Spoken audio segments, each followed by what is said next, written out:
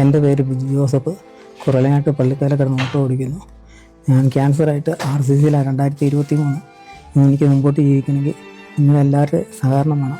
പ്രിയപ്പെട്ട സഹോദരി സഹോദരന്മാരെ, ഞാൻ കടുത്തുരുത്തി നിയോജക മണ്ഡലത്തിൻ്റെ MLAയും ഇപ്പോൾ ജലവിഭവ വകുപ്പ് മന്ത്രിയായി ചുമതലയേറ്റിരിക്കുന്ന അഡ്വക്കേറ്റ് മോൻസ് ജോസഫ്.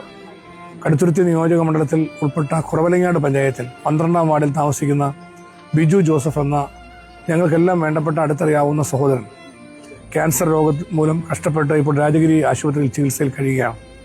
സ്വന്തമായി വീടില്ല, സ്വന്തമായി സ്വത്തോ സമ്പാദ്യങ്ങളോ ഒന്നുമില്ല.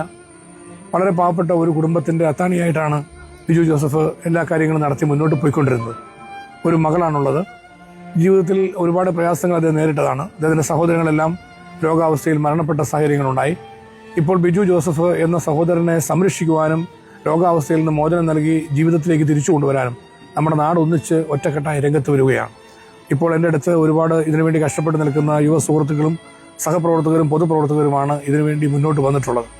അവരുടെ പരിശ്രമം തീർച്ചയായിട്ടും നമ്മുടെ നാടിൻ്റെ പരിശ്രമമായി ഞങ്ങളെല്ലാം ചേർന്നുകൊണ്ട് ഒറ്റക്കെട്ടായി ഏറ്റെടുക്കുകയാണ്. മുഴുവൻ മനുഷ്യസ്നേഹികളായ ആളുകളും ഈ ഒരു വലിയ സംരംഭത്തിൽ സഹായഹസ്തവുമായി കടന്നു വരണമെന്ന് അഭ്യർത്ഥിക്കുകയാണ്. നമുക്ക് ഒരു പ്രിയപ്പെട്ട സഹോദരൻ്റെ ജീവൻ രക്ഷിക്കുവാനും ഒരു കുടുംബത്തെ രക്ഷിക്കുവാനുമുള്ള ഈ ഒരു വലിയ പരിശ്രമത്തിൽ ഇതൊരു ജീവകാരുണ്യ പ്രവർത്തനമായി കണക്കാക്കി മനുഷ്യ സ്നേഹത്തിൻ്റെ ഉദാത്തമായ മാതൃകയായി നിങ്ങളെല്ലാവരും കൈയച്ച് സഹായിക്കണം. സാധ്യമായ എല്ലാ സഹായ നടപടികളും ഉണ്ടാകണമെന്ന് അഭ്യർത്ഥിക്കുന്നു. ബിജു ജോസഫിൻ്റെ സൗഖ്യത്തിന് വേണ്ടി പ്രാർത്ഥിക്കണം. എല്ലാവരുടെയും സഹായം, പ്രത്യേകിച്ച് ഈ പ്രവർത്തനങ്ങൾക്ക് നേതൃത്വം നൽകുന്ന സുഹൃത്തുക്കളോടൊപ്പം ഞാനും നിങ്ങളെല്ലാവരോടും വിനയപൂർവ്വം അഭ്യർത്ഥിക്കുന്നു.